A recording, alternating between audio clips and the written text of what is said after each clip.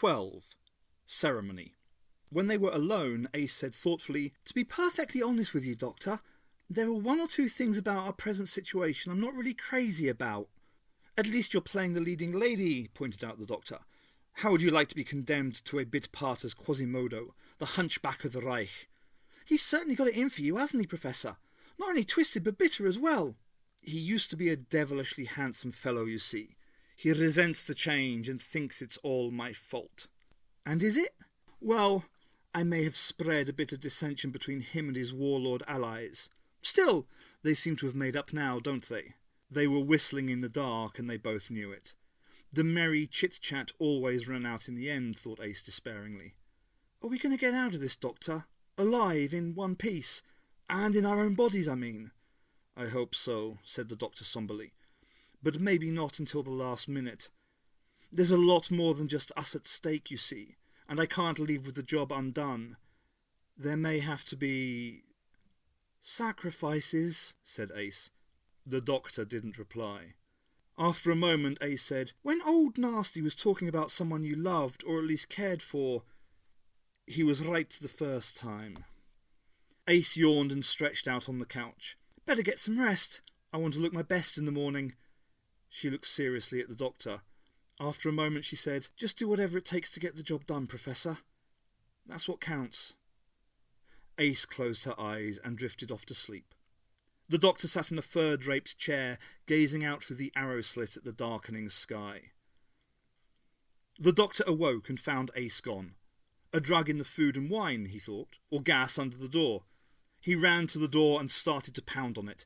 Instantly the door swung open. There stood Kriegsleiter, SS guards beside him. He was wearing a black robe with a black hood and carried another on his arm. "Time to go, Doctor. It'll soon be dawn." "Where's Ace?" "She is being prepared. Don't worry, you'll see her soon. Put this on, will you, Doctor? Formal dress for the ceremony." The Doctor didn't move, but he stood unresisting while, at a gesture from Kriegsleiter, the SS guards put the robe on him, thrusting his arms in the wide sleeves and pulling the hood over his head. "I hope you'll enjoy the ceremony," said Kriegsleiter as they moved off down the staircase. "It's a bit of a hodgepodge, I fear. I cobbled it up myself from the more colourful bits of Teutonic mythology. I trust Himmler appreciates all my trouble." "Himmler's coming?" "My dear Doctor, the whole thing is largely for his benefit. Him and some senior SS cronies. I just hope he doesn't faint at the vital moment. He's terribly squeamish, hates the sight of blood." The main doors of the tower were standing open. "We assemble in the courtyard," said Kriegsleiter. "Then we file in through the main entrance." He might have been a fussy old Don at some obscure degree ceremony. The main courtyard of the castle formed the background to a grim and terrifying scene. It was lined with black uniformed SS guards bearing blazing torches. Their fiery light revealed a sinister procession forming up in the courtyard. There was something very unpleasant about the double line of black-robed, black-hooded figures in the flickering torchlight. It reminded the Doctor of old, long-ago horrors, the Spanish Inquisition, the evil black magic cults that had flourished in Europe hundreds of years ago. It was peculiarly horrible to see this sort of thing revived, deliberately and cynically, in a century that should have left it far behind. Most horrible of all, they were planning to slaughter Ace in a sacrifice to their own dark gods. The Doctor looked round desperately for help, for some way of escape. Suddenly, at the head of the procession, he saw a familiar figure, a diminutive shape almost swallowed up by flowing black robes. Before anyone could stop him, the Doctor broke ranks and ran to the front of the procession. "Herr Reichsführer!" Himmler's rimless glasses glinted at him from under the hood. "Herr Doctor, you are here after all. I decided that you were right, that it was necessary for me to come.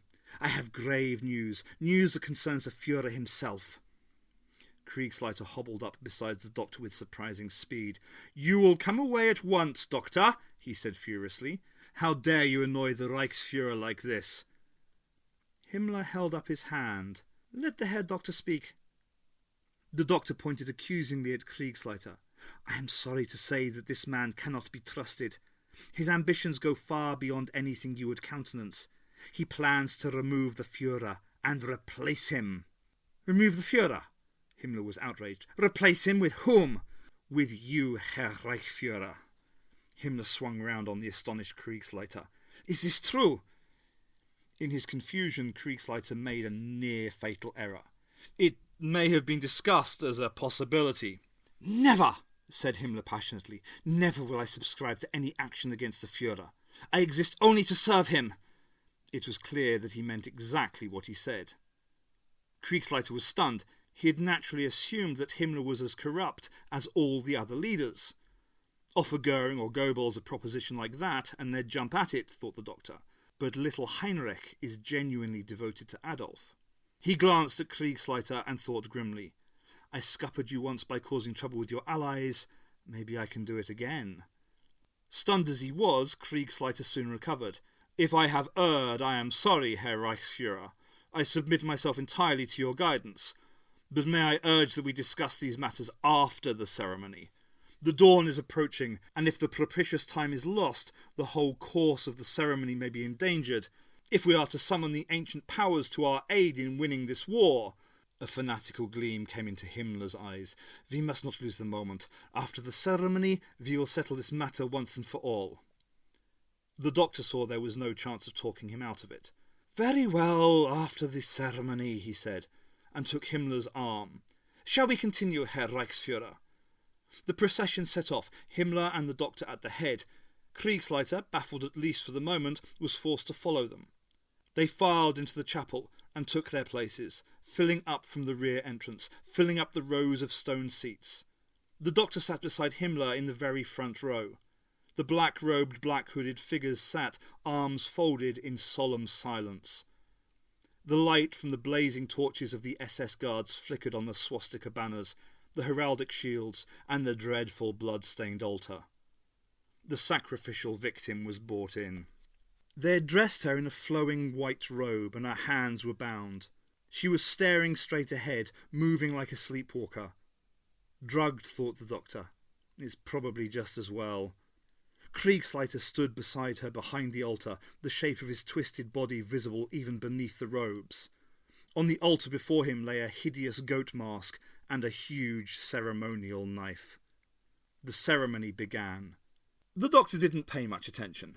There was a great deal of chanting and intoning, and long rambling prayers from Kriegsleiter, addressed to the spirits of the ancient masters, and a weird variety of Teutonic gods. The doctor's eyes were on a slit in the wall, high in the east side of the chapel. When the sun rose, a beam of light would slant down from that slit and strike the altar. That, surely, would be the moment of sacrifice. It would need very careful timing. The ceremony droned on. Through the slit in the wall, the sky grew lighter. At a command from Kriegsleiter, the torches were extinguished. They stood there in smoky darkness, waiting for the dawn. Kriegsleiter gave another signal.